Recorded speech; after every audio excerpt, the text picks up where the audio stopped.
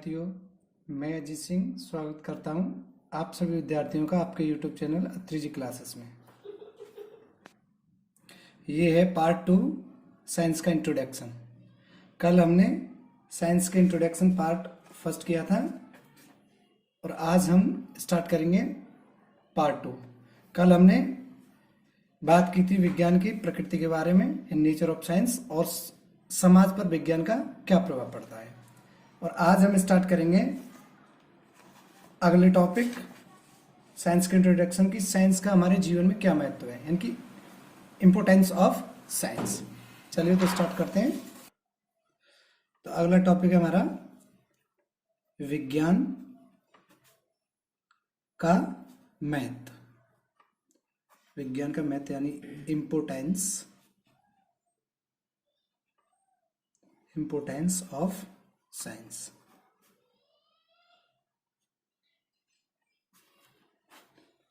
यानी कि क्या इंपॉर्टेंस है साइंस का हमारे जीवन में। देखो, आज हमारे जीवन में विज्ञान बहुत ही महत्वपूर्ण है। अगर हम कहें कि साइंस ही हमारा जीवन है, तो इसमें कहने में कोई भी क्या नहीं है, कोई अतिशयोक्ति नहीं है। यानी कि हमारे चारों ओर विज्ञान फैली हुई है और सुबह से शाम तक अपने खाने पीने, उठने बैठने, लिखने पढ़ने या उद्योग और ईंधन के अतिरिक्त कला और साहित्य भी आज विज्ञान के प्रभाव में है। यानी कि प्रकृति पर क्रमशः विजय के द्वारा सुख सुविधाओं में वृद्धि विज्ञान की ही देन है। कि आज जो भी कुछ है हमारे पास, जो भी कुछ आज हम पास में रखते हैं, उन सब की किसकी देन है?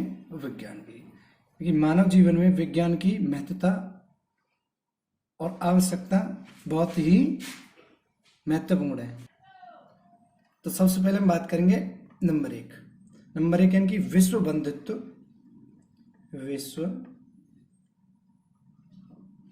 बंधुत्व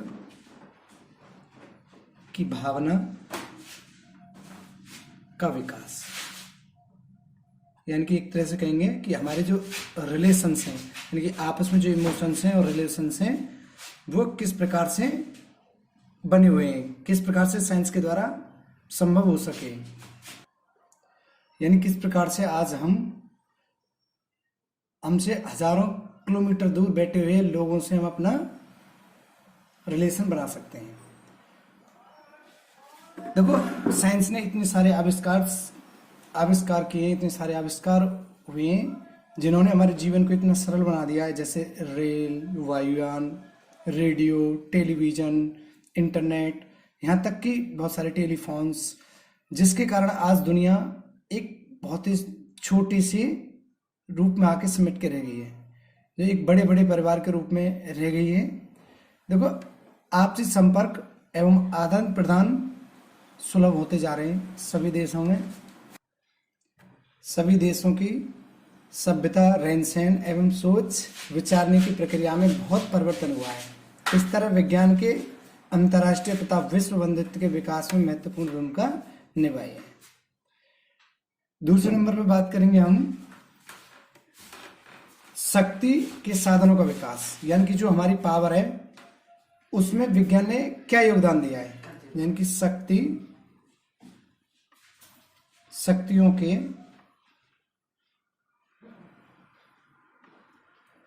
साधनों का विकास, शक्ति के साधनों का विकास। यानी कि जो हमारी पावर है, उनकी जो सिस्टम है, उनमें क्या डेवलपमेंट किया है। देखो, मानव का जो अस्तित्व है एवं विकास शक्ति के साधनों पर निर्भर करता है। देखो, आज हम बैठे हैं और तब जैसे हमें गर्मी का मौसम चल रहा है, और गर्मी के मौसम में जब भी हम क्या करते हैं, हमको गर्मी लगती है तो तुरंत हम क्या करते हैं, फैन ऑन कर देते हैं। ठंड लगती है तो फ्रीज का पानी वगैरह पी लेते हैं। तो इन सारी मशीनों से जो विद्युत शक्ति के विकास की जननी कही जाती है साइंस को। जैसे मोटरसाइकिल, कार, बस, ट्रक, ये सभी किससे चलते हैं? पेट्रोलियम से, यानी कि इलेक्ट्रिसिटी से। इतने सारे व्हीकल्स, यहाँ की परमाणु शक्तियाँ, न्यूक्लियर ऊर्जा। परंतु इन प्राकृतिक साधनों के समाप्त होने की शंका है, क्योंकि ये कैसे हैं? इनरिवर्सिबल साधन है जो एक बार खत्म होने के बाद में दोबारा क्या नहीं किया जा सकता है, इनको वापस नहीं किया जा सकता है।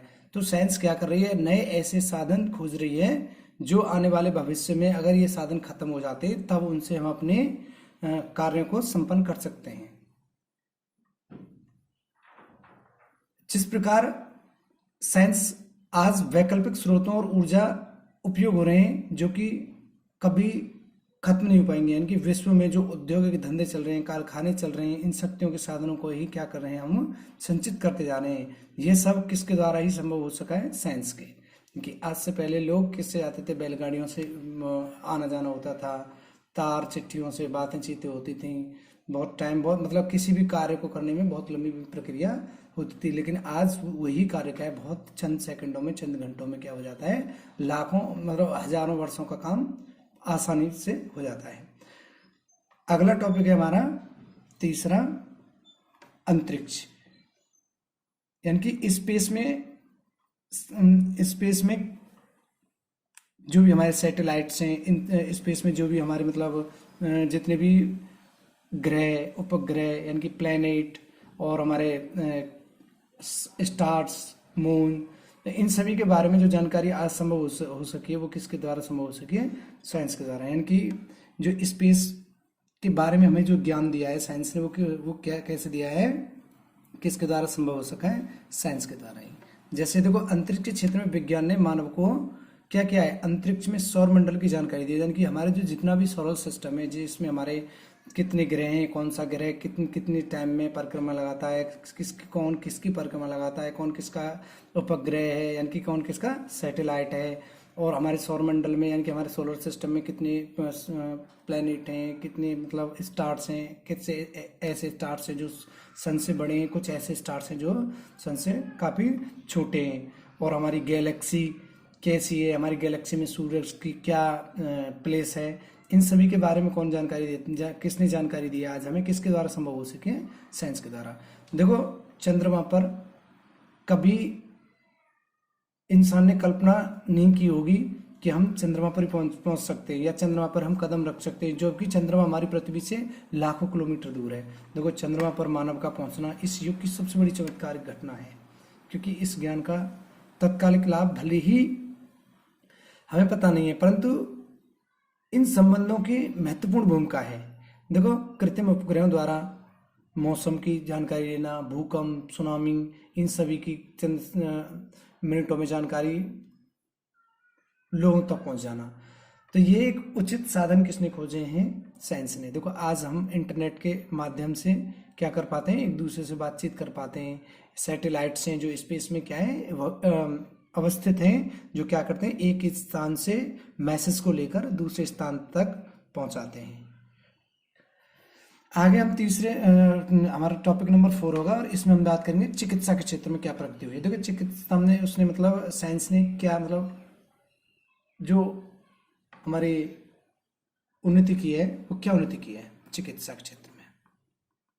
चिकित्सा का मतलब मेडिकल साइंस में, मेडिकल फील्ड में क्या नए नए साधन सुझाए साइंस ने। देखो, मनुष्य के स्वास्थ्य को बनाए रखने के लिए निरंतर खोजें होती रही हैं। जैसे आज के टाइम में कोरोना वायरस जैसी महामारी पूरे विश्व में फैली हुई है, जो चारों तरफ तबाही मचाए हुए है, जिससे मनुष्य जाति खतरे में और सहमी हुई है। इसके लिए भी हमारे वैज्ञानिक दिन रात नई नई रिसर्चेस कर रहे हैं, जो एक बीमारी से क्या निजात पा सकें और मनुष्य जाति को क्या किया जा सके, बचाया जा सके। देखो, नित्य नए नए वैज्ञानिक यंत्रों का आविष्कार किया जाता है, उन उपकरणों के द्वारा नई नई मेडिसिन्स, नई नई दवाइयाँ खोजी जा रही हैं, जो रोगों को उचित डायग्नोसिस यानी निदान कर सकें और प्रभावशाली इलाज कर सकें, करने में सफल हो सकें, जिससे क्या है कि एक बीमारी जड़ से खत्म हो जाए। जैसे आज कोरोना वायरस की जो महामारी है, इस पर कई सारे देश जैसे अमेरिका, रूस, जापान, इंग्लैंड है और हमारा भारत, ये कई सारे देश रिसर्च कर रहे हैं वैक्सीन पर। लेकिन जो कोरोना वायरस का स्ट्रेन है वो क्या होता है, बदलता रहता है, जिस वजह से वो वैक्सीन बनाने में क्या है, साइंटिस्ट अभी उतना सफल नहीं हो पा रहे हैं जितना उन्हें होना चाहिए। वो दिन रात लगे हुए हैं। तो इस ऐसी घातक बीमारी को नियंत्रित करने के लिए साइंटिस्ट अपने मानव जीवन को कष्टों का निवारण करने के लिए, मनुष्य को लंबी आयु देने के लिए क्या करते हैं, साइंस नई नई मेडिसिन का आविष्कार करती है। और ये सब किसकी वजह से हो पाया है, साइंटिस्टों की वजह। साइंटिस्ट कौन, मतलब साइंस की वजह से, मेन दिस किसकी वजह से, साइंस की वजह से। अब हम अगला पॉइंट है, पॉइंट नंबर 5, यानी कि इंडस्ट्रियल एरिया में उसने क्या योगदान दिया है साइंस ने, यानी कि औद्योगिक विकास में क्या योगदान दिया है। औद्योगिक यानी कि इंडस्ट्रियल एरिया में औद्योगिक विकास में क्या योगदान दिया है। देखो वर्तमान समय में बहुत सारी फैक्ट्रीज, कारखाने का युग है। यहाँ वैज्ञानिक यंत्रों की सहायता से जीवन में जो महत्वपूर्ण वस्तुएं, जिनसे मनुष्य की आवश्यकताएं पूर्ति होती हैं, जो आवश्यक वस्तुएं उनका प्रोडक्शन किया जाता है, बहुत बड़े पैमाने पर, बहुत बड़े स्केल पर उनका प्रोडक्शन किया जाता है। और देश के अंदर या पूरे विश्व के अंदर बढ़ती हुई जनसंख्या की जो मांग है, उनकी मांगों की पूर्ति करने के लिए मानव मात्र श्रम से संभव नहीं रह गई है, यानी कि श्रम नहीं करती है। अब ज़्यादातर क्या करते हैं, मशीनों के द्वारा किसी भी प्रोडक्ट को कुछ टाइम में बनाकर लोगों तक सेल कर दिया जाता है, और लोगों की जो डिमांड्स है उस डिमांड के अकॉर्डिंग उसे वस्तु क्या हो जाती है, मिल जाती है। और इतनी तेज गति से प्रोडक्शन करना किसी का, मनुष्य जाति के संभव नहीं है। ये सिर्फ किस वजह से संभव हो पाया है, साइंस की वजह से ही। अगले हम बात करेंगे टॉपिक नंबर 6 पे। 6 का मतलब है, देखो एग्रीकल्चर प्रोडक्ट में क्या क्या उत्पाद किए, एग्रीकल्चर में क्या किया है, एग्रीकल्चर कृषि यानी कि कृषि प्रोडक्ट में क्या उसने इंक्रीज किया है, क्या वृद्धियां की हैं, क्या बढ़ाई है। देखो हर मनुष्य जाति को, हर प्राणी को भोजन की आवश्यकता है। भोजन मनुष्य जाति का जीवन है। बिना भोजन के कोई भी प्राणी जीवित नहीं रह सकता है। भोजन के अभाव में जीवन असंभव है। देखो जमीन का क्षेत्रफल दिन पे दिन क्या होता जा रहा है, जनसंख्या बढ़ने के कारण कम होती जा रही है, क्योंकि जनसंख्या घनत्व तो बढ़ रहा है, जिस कारण मनुष्य के हिस्से में आने वाली जमीन जो क्या होती जा रही है, कम होती जा रही है। परंतु खाने की जो मुंह है, खाने का मुंह का मतलब है लोगों की जो डिमांड्स है, यानी कि खाने के लिए प्राणियों की संख्या क्या बढ़ती जा रही है, जिस कारण इस समस्या के हल्का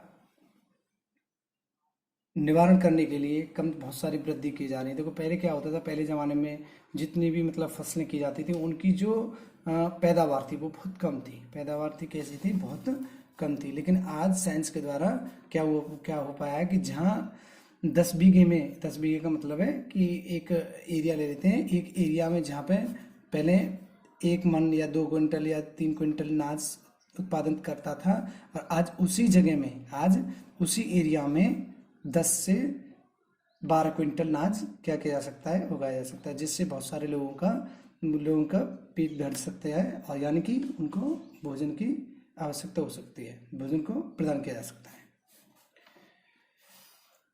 आगे बात करेंगे हम सांस्कृतिक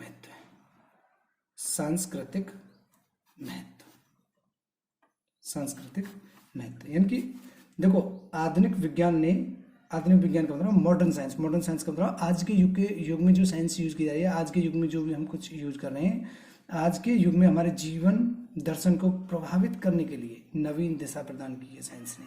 नए नए रास्ते, मार्ग खोले। आज एक सुसंस्कृत व्यक्ति में सामान्य घटनाओं में निहित वैज्ञानिक तथ्यों की जानकारी एवं उसका वैज्ञानिक विश्लेषण करने की क्षमता अपेक्षित है। व्यक्ति का रहन सहन विज्ञान से प्रभावित है। इसी की सहायता से मनुष्य का सुविधाजनक सफल और सुसंस्कृत कहा जाता है। इसी से मनुष्य की पहनाव, रहन सहन, उसकी खान पान, इन सभी में क्या हुआ है, परिवर्तन आया है। अब अगला नेक्स्ट टॉपिक बात करेंगे हम प्रदूषण। देखो साइंस से जितने हमारे लाभ हो रहे हैं, कहीं ना कहीं उससे मनुष्य जाति के लिए खतरे भी उत्पन्न हो रहे हैं। जितना विकास साइंस कर रही है, कहीं ना कहीं हमारी प्रकृति को साइंस नुकसान भी पहुंचा रही है। यानी कि हम बस होड़ में लगे हैं अधिक से अधिक प्रकृति के साधनों का दोहन करने में, लेकिन प्रकृति के साधनों के दोहनों के साथ साथ हम क्या कर रहे हैं, अपने जीवन को भी खतरे में डाल रहे हैं। इनकी बहुत सारे हम पॉल्यूशन उत्पन्न कर रहे हैं और हम साइंस का क्या कर रहे हैं, बहुत ही दुरुपयोग भी कर रहे हैं। जिस प्रकार से हम कह सकते हैं कि साइंस हमारे लिए एक वरदान ही नहीं है, ये एक अभिशाप भी है। यानी कि साइंस इज ए कर्स और बोम, यानी कि अभिशाप भी है, वरदान ही नहीं, ये अभिशाप भी है साथ के साथ। देखो एक और जहाँ विज्ञान ने मनुष्य की को बहुत सारी सुविधाओं और मनोरंजन के साधनों में वृद्धि की है, वहीं आए दिन होने वाली घटनाओं, कल कारखानों की गंदगी, जिससे water pollution, air pollution, noise pollution और तुम्हारे सॉइल पॉल्यूशन, इन सब में वृद्धि होती जा रही है देशों में। इसके कारण आपसी मनमुटाव होते जा रहे हैं, आपसी तनाव होते जा रहे हैं, यहाँ तक कि बहुत बड़ी विनाशकारी घटनाएं घट जाती हैं। जैसे जापान में अमेरिका के द्वारा विश्व युद्ध में हिरोशिमा और नागासाकी पर परमाणु बम का हमला किया था, तो वो किसके कारण संभव हो सका है, साइंस के कारण। क्योंकि अगर साइंस इतना डेवलपमेंट नहीं कर पाती तो पर शायद वो द्वितीय विश्व युद्ध में किया हुआ हमला नहीं हो पाता। क्योंकि जापान के अंदर आज भी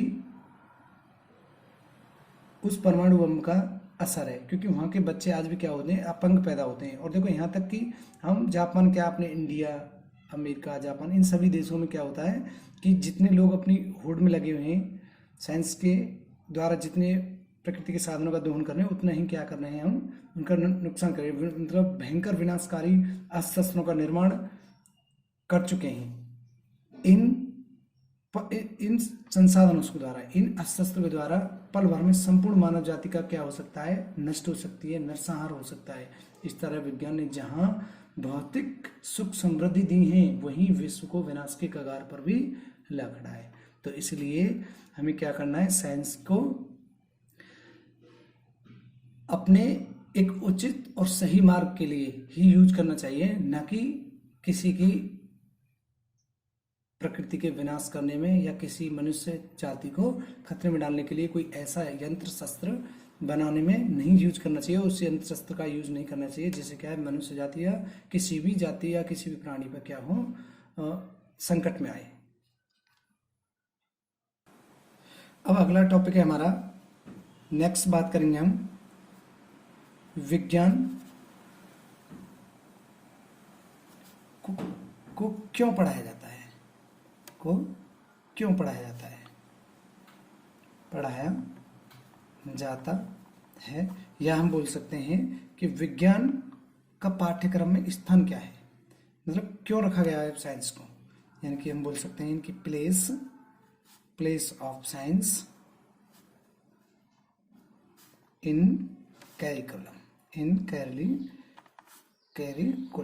यानी कि हमारे पाठ्यक्रम में साइंस का स्थान क्या है, क्यों पढ़ाया जाता है विद्यार्थियों को साइंस, क्या उद्देश्य है साइंस का पढ़ाने का। देखो इसमें बहुत सारे उद्देश्य हैं साइंस को पढ़ाने के। सबसे जो मुख्य उद्देश्य हैं मैं आपसे बताना चाहता हूँ। सबसे पहले क्या है, वैज्ञानिक साक्षरता के आधार पर हम क्या करते हैं, छात्रों में प्रकृति के प्रति रुचि और प्रेम उत्पन्न करना। सबसे पहले क्या है, इसका उद्देश्य क्या है कि छात्रों के अंदर प्रकृति के प्रति रुचि एवं प्रेम उत्पन्न करना।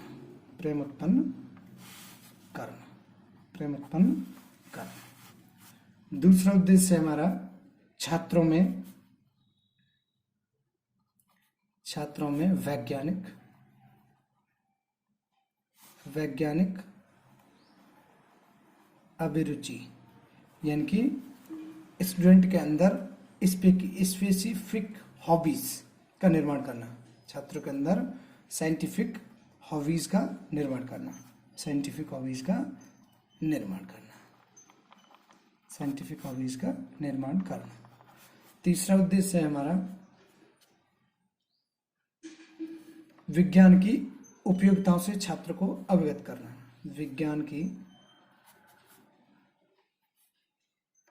उपयोगिता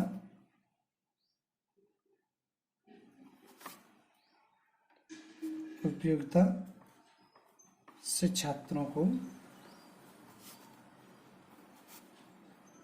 अवगत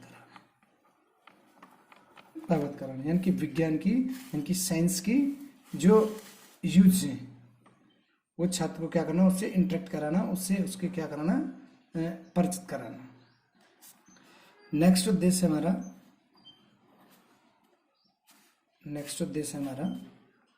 छात्रों में आत्म प्रकाश की क्षमता उत्पन्न करना, यानी कि छात्रों में अपनी आत्मा लाइट उत्पन्न करना, यानी कि आत्मा के प्रति छात्रों में क्या करना, छात्रों में आत्म प्रकाश उत्पन्न करना।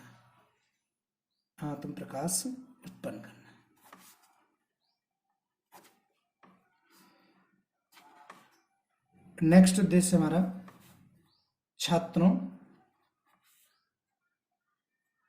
में अच्छी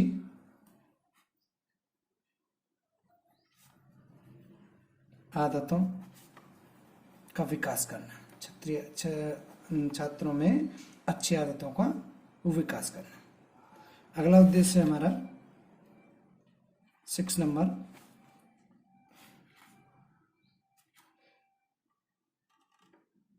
छात्रों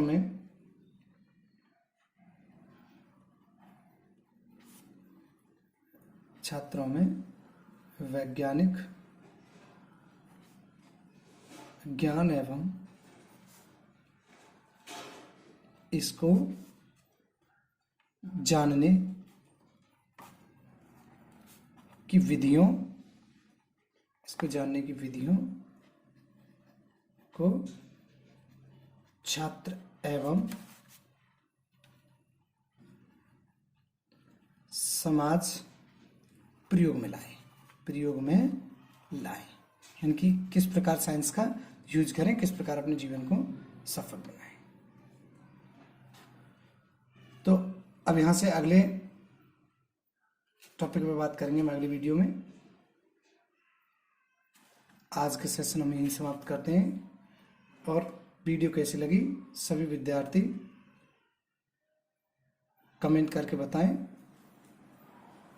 और वीडियो को शेयर, सब्सक्राइब करना ना भूलें। थैंक यू, नमस्कार, जय हिंद।